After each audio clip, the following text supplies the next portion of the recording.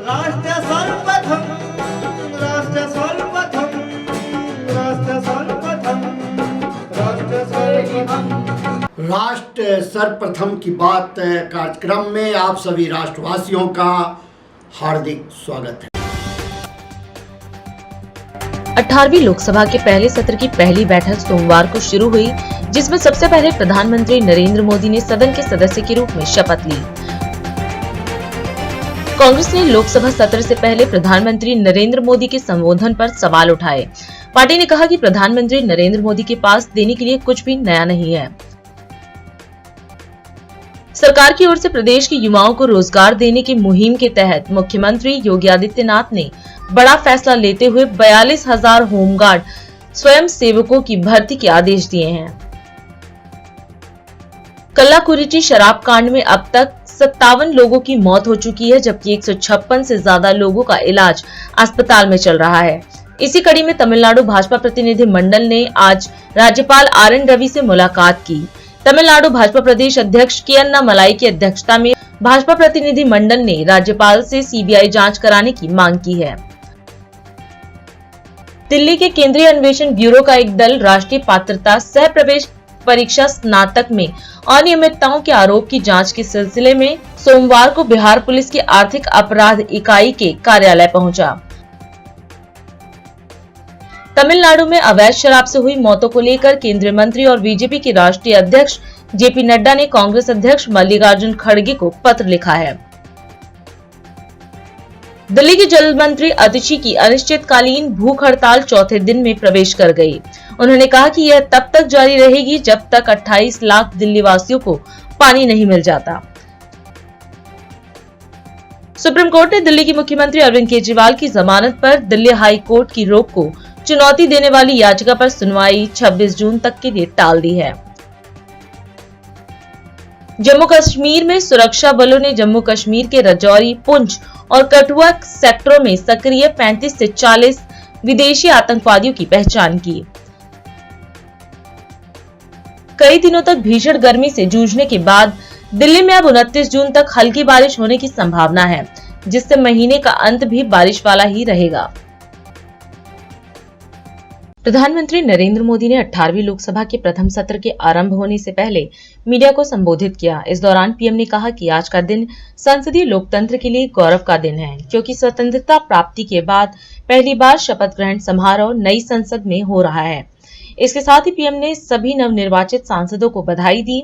वहीं पीएम ने संसद के गठन को भारत के नागरिकों के संकल्पों को पूरा करने का माध्यम बताया और कहा कि यह नए उत्साह के साथ नई गति और ऊंचाई हासिल करने का एक महत्वपूर्ण अवसर है। संसदीय लोकतंत्र में आज का दिवस गौरवमय है। यह वैभव का दिन है। आजादी के बाद पहली बार हमारी अपनी नई संसद में ये शपथ समारोह हो रहा है। अब तक ये प्रक्रिया पुराने सदन में हुआ करती थी। आज के इस महत्वपूर्ण दिवस पर मैं सभी नवनिर्वाचित सांसदों का हृदय से स्वागत करता हूं, सबका अभिनंदन करता हूं और सबको अनेक अनेक शुभकामनाएं देता हूं। संसद का ये गठन भारत के सामान्य मानवीय के संकल्पों की पूर्ति का है। नए उमंग, नए उत्साह के साथ नई गति, नई ऊंचाई प्राप्त करने के लिए ये अत्यंत महत्वपूर्ण अवसर है। श्रेष्ठ भारत निर्माण का, विकसित भारत 2047 तक का लक्ष्य, ये सारे सपने लेकर के, ये सारे संकल्प लेकर के आज 18वीं लोकसभा का प्रारंभ हो रहा है। विश्व का सबसे बड़ा चुनाव बहुत ही शानदार तरीके से, बहुत ही गौरवमय तरीके से संपन्न होना, ये हर भारतीय के लिए गर्व की बात है। 140 करोड़ देशवासियों के लिए गर्व की बात है। करीब 65 करोड़ से ज्यादा मतदाताओं ने मतदान में हिस्सा लिया। ये चुनाव इसलिए भी बहुत महत्वपूर्ण बन गया है कि आजादी के बाद दूसरी बार किसी सरकार को लगातार तीसरी बार सेवा करने के लिए देश की जनता ने अवसर दिया है और ये अवसर 60 साल के बाद आया है। ये अपने आप में बहुत बड़ी गौरवपूर्ण घटना है। साथियों, जब देश की जनता ने तीसरे कार्यकाल के लिए भी एक सरकार को पसंद किया है, मतलब उसकी नीयत पर मोहर लगाई है, उसकी नीतियों पर मोहर लगाई है, जनता जनार्दन के प्रति उसके समर्पण भाव को मोहर लगाई है। और मैं इसके लिए देशवासियों का हृदय से आभार व्यक्त करता हूं। गत 10 वर्ष में जिस परंपरा को हमने प्रस्थापित करने का निरंतर प्रयास किया है, क्योंकि हम मानते हैं कि सरकार चलाने के लिए बहुमत होता है, लेकिन देश चलाने के लिए सहमति बहुत जरूरी होती है। और इसलिए हमारा निरंतर प्रयास रहेगा कि हर किसी की सहमति के साथ, हर किसी को साथ लेकर के मां भारती की सेवा करें, 140 करोड़ देशवासियों की आशा आकांक्षाओं को परिपूर्ण करें। हम सबको साथ लेकर के चलना चाहते हैं, सबको साथ लेकर के संविधान की मर्यादाओं का पालन करते हुए निर्णयों को गति देना चाहते हैं। 18वीं लोकसभा में हमारे लिए खुशी की बात है कि युवा सांसदों की संख्या अच्छी है। हम संकल्प करेंगे जीवंत लोकतंत्र का, हम संकल्प करेंगे भारत के संविधान की निर्दिष्ट दिशा के अनुसार जन सामान्य के सपनों को पूरा करना। साथियों, देश की जनता ने हमें तीसरी बार मौका दिया है। ये बहुत ही महान विजय है, बहुत ही भव्य विजय है, और तब हमारा दायित्व भी 3 गुना बढ़ जाता है।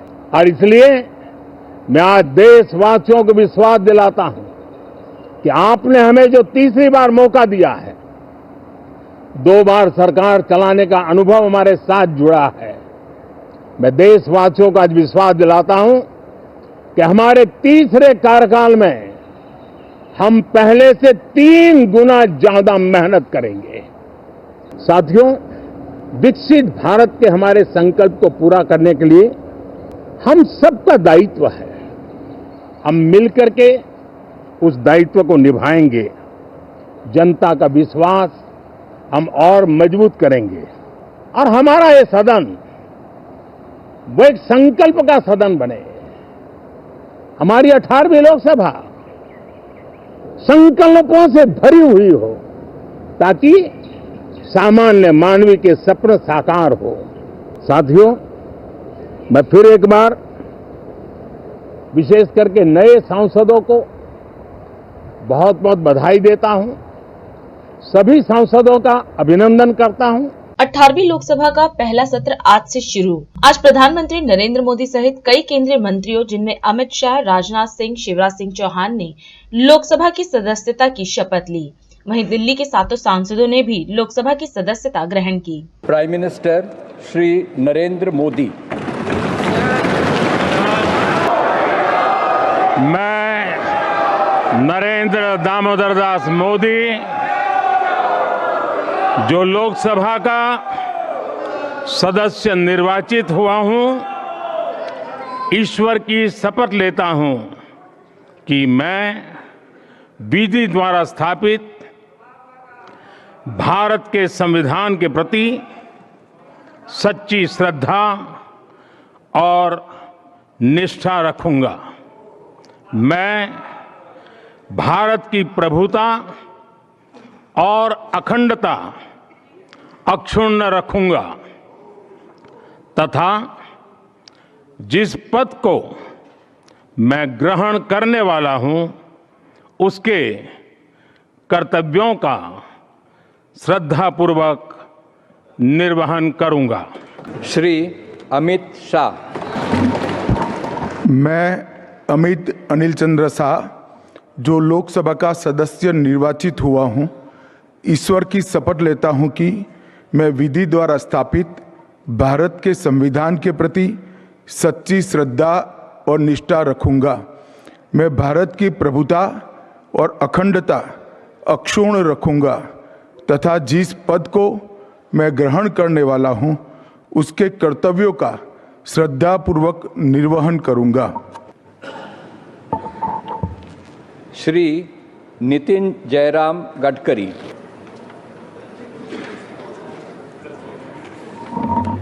मैं नितिन जयराम गडकरी जो लोकसभा का सदस्य निर्वाचित हुआ हूँ, ईश्वर की शपथ लेता हूँ कि मैं विधि द्वारा स्थापित भारत के संविधान के प्रति सच्ची श्रद्धा और निष्ठा रखूँगा।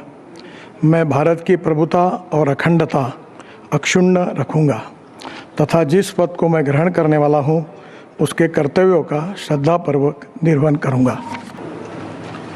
श्री शिवराज सिंह चौहान। मैं शिवराज सिंह चौहान, जो लोकसभा का सदस्य निर्वाचित हुआ हूं, ईश्वर की शपथ लेता हूं कि मैं विधि द्वारा स्थापित भारत के संविधान के प्रति सच्ची श्रद्धा और निष्ठा रखूंगा।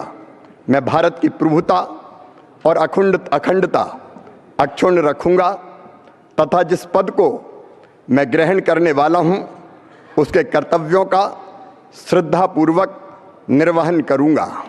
दिल्ली श्री प्रवीण खंडेलवाल। मैं प्रवीण खंडेलवाल, जो लोकसभा का सदस्य निर्वाचित हुआ हूँ, ईश्वर की शपथ लेता हूँ कि मैं विधि द्वारा स्थापित भारत के संविधान के प्रति सच्ची श्रद्धा और निष्ठा रखूँगा।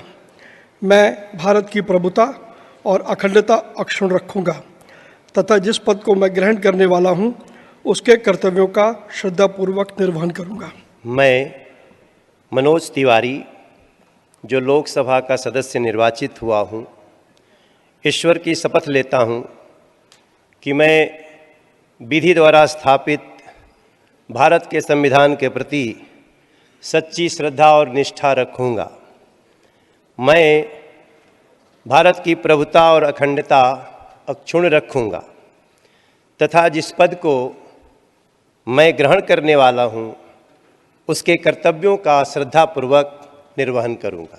अहम बांसुरी स्वराजः यः लोकसभाया सदस्यत्वेन निर्वाचितः ईश्वरस्य नाम्ना शपे यद् अहं विधिना स्थापितं भारतस्य संविधानं प्रति सत्यां श्रद्धां निष्ठां च धारयिष्ये।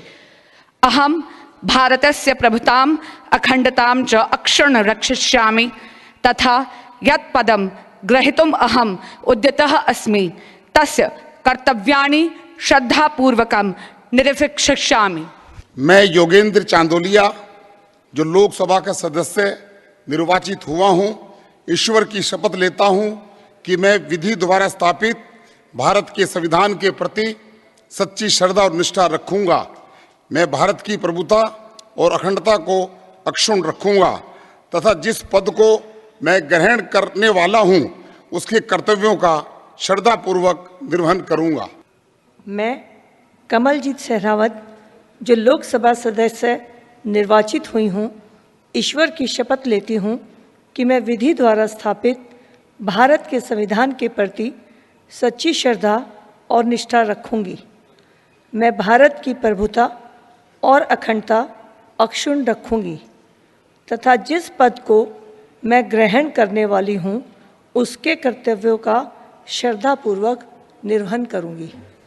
मैं रामवीर सिंह विधुड़ी, जो लोकसभा का सदस्य निर्वाचित हुआ हूँ, ईश्वर की शपथ लेता हूँ कि मैं विधि द्वारा स्थापित भारत के संविधान के प्रति सच्ची श्रद्धा और निष्ठा रखूँगा।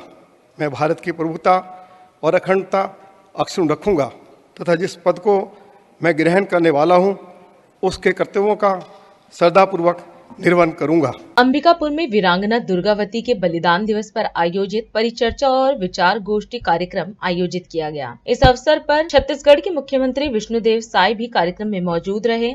मुख्यमंत्री साय ने कार्यक्रम को संबोधित करते हुए कहा कि वीरांगना रानी दुर्गावती नारी शक्ति और वीरता का प्रतीक थी। उनकी जीवनी देश प्रेम, संघर्ष और बलिदान का प्रतीक है। वहीं सीएम ने कहा कि जनजातीय गौरव हमारे योद्धाओं की स्मृति को पुनः स्थापित करने का श्रेय प्रधानमंत्री नरेंद्र मोदी को जाता है। वहीं यह भी कहा कि छत्तीसगढ़ सरकार जनजातीय गौरव के सम्मान की रक्षा के लिए संकल्पित है।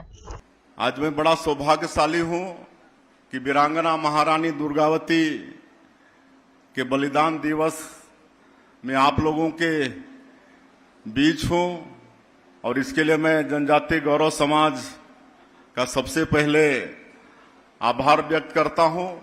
और आज के इस कार्यक्रम में आप सभी लोगों का हमारे तरफ से स्वागत है, अभिनंदन है। वीरांगना महारानी दुर्गावती को आज उनके बलिदान दिवस के उपलक्ष्य में श्रद्धांजलि अर्पित करते हैं। और वीरांगना महारानी दुर्गावती नारी शक्ति की प्रतीक थी। उनका शौर्य गाथा आप सब लोगों को मालूम है। उनकी जीवनी साहस, देश प्रेम, संघर्ष और स्वाभिमान को जिंदा रखने वाली उनकी जीवनी है, उनके जीवन की कहानी है। हमारे देश में प्राचीन काल से ही नारियों का सम्मान रहा है। हमारे वेदों में भी कहा गया है, यत्र नार्यस्तु पूज्यन्ते तत्र देवता रमन्ते। जहां नारियों की पूजा होती है वहां भगवान वास करते हैं। तो ये हमारे वेदों में भी और हमारे देश में प्राचीन काल से ही नारियों का सम्मान हुआ है। आज हम लोग भगवान का नाम भी लेते हैं तो पहले भगवती का नाम आता है। सीताराम, राधा कृष्ण, उमापति महादेव। तो आप सोच सकते हैं कि सनातन धर्म में नारियों का कितना सम्मान रहा है। और हमारे देश में महारानी दुर्गावती जैसे अनेक वीरांगनाएं हुई हैं जिनका गौरवपूर्ण इतिहास है। और इस देश की आजादी की लड़ाई में जनजाति समाज का बहुत बड़ा योगदान रहा है। चाहे वो धरती आबा बिरसा मुंडा हो, शहीद वीर नारायण सिंह जी हो, गुंडाधुर हो, गेंद सिंह हो, अनेकों जनजाति समाज के स्वतंत्रता संग्राम सेनानी हुए हैं। लेकिन इतिहास में जितना इनको स्थान मिलना चाहिए उतना मिला नहीं। कई लोगों का तो इतिहास में नाम आया ही नहीं। लेकिन मैं हमारे देश के यशस्वी प्रधानमंत्री जी को धन्यवाद देना चाहूंगा कि आज उन्होंने जनजातियों को समझा है, जनजातियों का मान सम्मान बढ़ाया है। जैसे आज इस देश के सर्वोच्च पद महामहिम राष्ट्रपति के पद पर भी जनजाति समाज की हमारी एक बहन श्रीमती द्रौपदी मुर्मू जी को उन्होंने बैठाया है।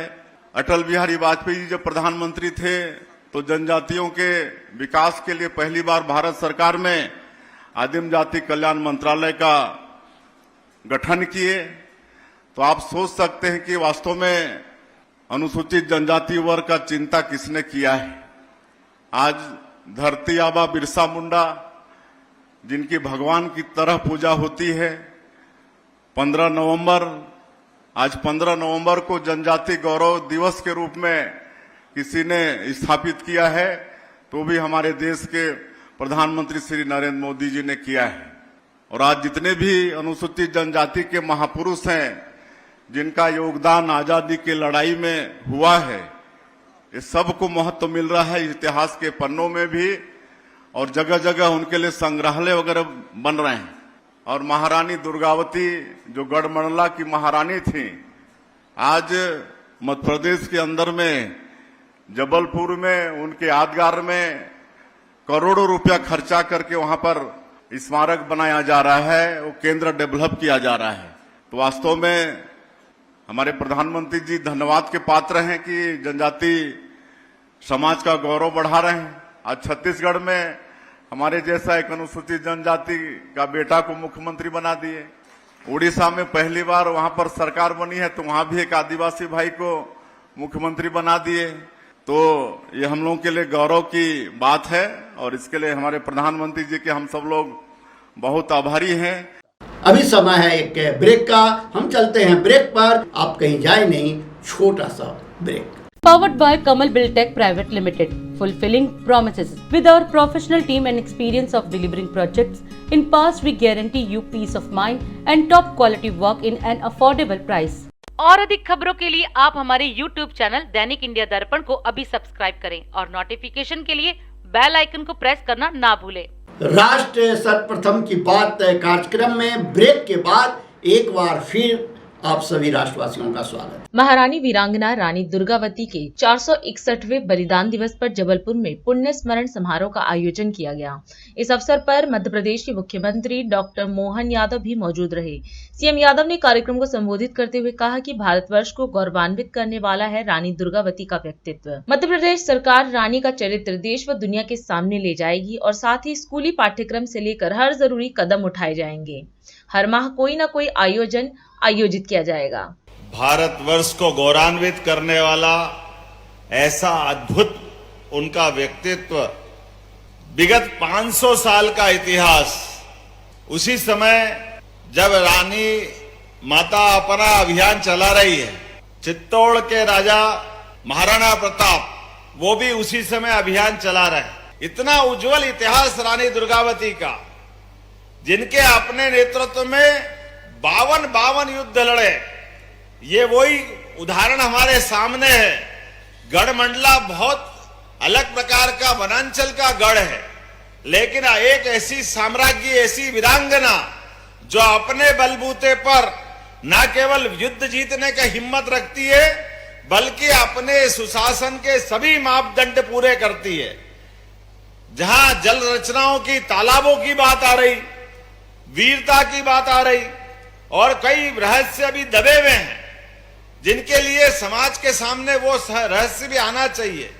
उसमें से एक बड़ा विषय ये भी है, यशस्वी नरेंद्र मोदी जी को याद करके, जिनके माध्यम से 500वीं जयंती का वर्ष प्रारंभ हुआ, और वो काल के प्रवाह की जो कष्ट है, जो नवीन हमारे हथियार की रचनाओं के प्रति समाज का ध्यान जाना चाहिए। याद रखे, अकबर ने अगर विजय प्राप्त की है तो जान देने में तो हमारे बहादुरों ने कभी पीछे पीठ नहीं दिखाई। काल के प्रवाह में जो गलतियां हुई, ये वही समय था जब अकबर तोप लेकर आया। वो तोप के, बंदूक के प्रयोग से हमारे बहादुरों के साथ अन्याय करते हुए जो उनको जीतने के तरीके चाहिए, उस तरीके में ये नवीन हथियारों की जो रचना खड़ी हुई, इसका नुकसान भी हमको उठाना पड़ा। कहने वाले ये भी कहते हैं कि तोप के प्रयोग के कारण से रानी दुर्गावती की हाथी वाली जो सेना थी, वो सेनाओं को भी अपना युद्ध में लड़ने में कठिनाई पैदा हुई। दूसरा एक अपना नियम था, जिस नियम के आधार पर रानी ने कहा कि सायंकाल के बाद भी युद्ध लड़ना चाहिए और युद्ध को रोकना नहीं है। रानी ने उस समय इशारा किया था कि देखो, अभी उनकी तोपें नीचे हैं, कल ये ऊपर चली जाएगी तो कष्ट बढ़ाएगी, इसलिए रात में दुश्मन पे आक्रमण कर देते हैं। लेकिन वो एक ऐसा रहस्य जिसको समाज के सामने लाने की जरूरत है। और दूसरा बड़ा कि हाँ, हमारे अपने वनांचल के अंदर क्या प्रतिभाएं हैं, इनका जीवन चरित्र पूरे देश तो क्या दुनिया के सामने पहुंचाने की जरूरत है। मुझे इस बात की प्रसन्नता है, हमारी सरकार ने तय किया है कि रानी दुर्गावती का ये चरित्र हम दुनिया के सामने ले जाएंगे अपने सभी प्रकार के यत्नों से। पाठ्यक्रम का हिस्सा बना करके, अलग अलग प्रकार के अवसरों पे सेमिनार, जानकारियां दे करके 3-4 महीने चुनाव में चले गए, लेकिन अब हर महीने कोई न कोई उत्सव होगा जिसके माध्यम से रानी दुर्गावती की गाथा हम क्षेत्र में गाने के लिए क्षेत्र में जगत फैलाने का काम करेंगे। लेकिन हमारे अपने बहुत सारे ऐसे किले, बहुत सारी रचनाएं जहां अभी जीर्णोद्धार होना बाकी है। रानी के अपने जीवन के वो प्रसंग समाज के सामने लाने की आवश्यकता है। ऐसे प्रत्येक प्रसंग को हमको सबके सामने लाने की जरूरत है। मेरी अपनी ओर से उनके पुण्य स्मरण को याद करते हुए तो गढ़ के अंदर ये रानी दुर्गावती के नाम पर स्टेडियम के लिए भारत सरकार से बहुत जल्दी मंजूरी दिलाने का काम भी हमारे द्वारा किया जाएगा। 15-16 साल का समय बहुत थोड़ा होता है, लेकिन थोड़े समय में भी अद्भुत राज्य किया जिनने। वास्तव में वो चंदेलो की बेटी, गोंडवाने की रानी चंडी थी, रणचंडी थी, दुर्गावती भवानी थी। उनके चरणों में प्रणाम करते हुए अपनी बात समाप्त करता हूँ। बहुत बहुत धन्यवाद। भारत माता की जय। दिल्ली में जल संकट पर सियासी पारा चढ़ा हुआ है। जल मंत्री आतिशी अनिश्चितकालीन अनशन पर बैठी हैं। उनके अनशन का आज चौथा दिन है। वहीं इसी कड़ी में आप मंत्री गोपाल राय, सौरभ भारद्वाज, कैलाश गहलोत, इमरान हुसैन ने प्रेस वार्ता को संबोधित किया। मीडिया को संबोधित करते हुए मंत्री गोपाल राय ने कहा कि दिल्ली की जल मंत्री अतिशी के स्वास्थ्य में लगातार गिरावट हो रही है। इसके साथ ही उन्होंने दिल्ली में पानी की लगातार होती कमी से मीडिया को अवगत कराया और कहा कि हरियाणा सरकार दिल्ली के हक का पानी नहीं दे रही है। गोपाल राय ने कहा कि जल संकट को देखते हुए सभी मंत्रियों ने सामूहिक तौर पर प्रधानमंत्री नरेंद्र मोदी को पत्र लिखा है और इस मुद्दे में पीएम मोदी से हस्तक्षेप करने की मांग की है।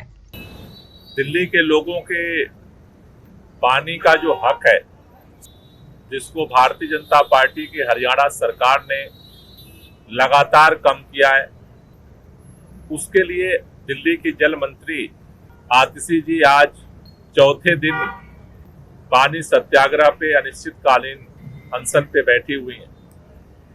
दिल्ली में जो ये पानी की स्थिति बनी है, दिल्ली के जल मंत्री की जो स्वास्थ्य की स्थितियों में लगातार गिरावट देखी जा रही है, इन सभी परिस्थितियों को देखते हुए आज अनशन स्थल पे ऑल मिनिस्टर मीटिंग हम लोगों ने बुलाई थी। हमने जो सभी परिस्थितियां हैं उस पर चर्चा की और चर्चा करने के बाद हम लोग दो निष्कर्ष पे पहुंचे हैं। पहली बात तो ये कि दिल्ली सरकार ने अरविंद केजरीवाल जी के नेतृत्व में दिल्ली के जल प्रबंधन के लिए बहुत सारे कार्य किए। लगातार नई पाइपलाइन डाली गई। दिल्ली के व्यापक क्षेत्रों में खास तौर से जो अनऑथराइज कॉलोनियां हैं उनको सुचारू रूप से पानी पहुंचाने का काम अरविंद केजरीवाल जी की सरकार ने किया। लेकिन इस साल जिस तरह से प्रचंड गर्मी का सामना पूरा देश कर रहा है, दिल्ली भी इस प्रचंड गर्मी के मार को झेल रहा है। ऐसे में आज दिल्ली के सामने इस भीषण गर्मी में जहां ज्यादा पानी मिलना चाहिए था, उसकी जगह निर्धारित पानी में से भी 100 MGD पानी रोका जा रहा है। देश के अंदर जल बंटवारा हुआ, किस राज्य को कहां से कितना पानी मिलेगा। 30 साल पहले जब दिल्ली के लोगों के पानी का हक निर्धारित किया गया था, तब दिल्ली की आबादी लगभग 1 करोड़ थी। लेकिन 30 साल बाद आज दिल्ली की आबादी 3 करोड़, 3 गुना बढ़ गई, 3 करोड़ हो गई। लेकिन आज भी दिल्ली का जो पानी का हक है, आज भी जो दिल्ली को पानी दिया जाता है, 30 साल पहले जितना था लगभग 1000 MGD, आज भी उतना ही पानी मिलता है। उसमें से गर्मी के समय में जब पानी की जरूरत ज्यादा बढ़ी, जो 1000 के लगभग MGD पानी जो दिल्ली को मिलता था, उसमें से भी 100 MGD पानी जो है हरियाणा रोक रहा। 100 MGD पानी का मतलब है 46 करोड़ लीटर पानी आज दिल्ली को नहीं मिल रहा है। इसको लेकर के दिल्ली सरकार ने हर दरवाजे को खटखटाया। हरियाणा सरकार के साथ हमने संवाद करने की कोशिश की, हमने केंद्रीय जल मंत्री के साथ संवाद करने की कोशिश की, हमने अदालत का दरवाजा खटखटाया। उसके बाद हमने देश के माननीय प्रधानमंत्री जी को, जल मंत्री जी ने चिट्ठी लिखा कि आज दिल्ली के अंदर पानी का संकट पैदा हुआ है। हमने सारे रास्ते खटखटा लिए, सारे दरवाजे खटखटा लिए, लेकिन उसका समाधान नहीं निकल रहा है। इसलिए दिल्ली के लोग भी देश के नागरिक हैं, देश के प्रधानमंत्री जी इसमें हस्तक्षेप करें। खास तौर से चूंकि हरियाणा में भी डबल इंजन की भाजपा की सरकार है, उनका हस्तक्षेप इसमें जरूरी है। लेकिन प्रधानमंत्री जी की तरफ से कोई जवाब नहीं आया। दिल्ली के जल मंत्री को आखिरकार मजबूरी में दिल्ली की तड़पती जनता को देखते हुए अनशन पर बैठना पड़ा। आज चौथा दिन हो गया।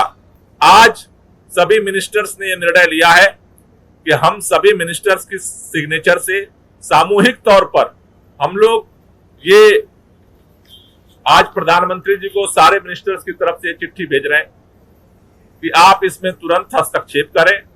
तो अभी सभी मिनिस्टर्स की तरफ से, ऑल मिनिस्टर्स की तरफ से हम माननीय प्रधानमंत्री जी को एक पत्र भेज रहे हैं कि आप तुरंत हस्तक्षेप करें और इस समस्या का समाधान तुरंत करवाएं, जिससे दिल्ली के लोगों को राहत मिल सके। और अधिक खबरों के लिए आप हमारे YouTube चैनल दैनिक इंडिया दर्पण को अभी सब्सक्राइब करें और नोटिफिकेशन के लिए बेल आइकन को प्रेस करना ना भूलें।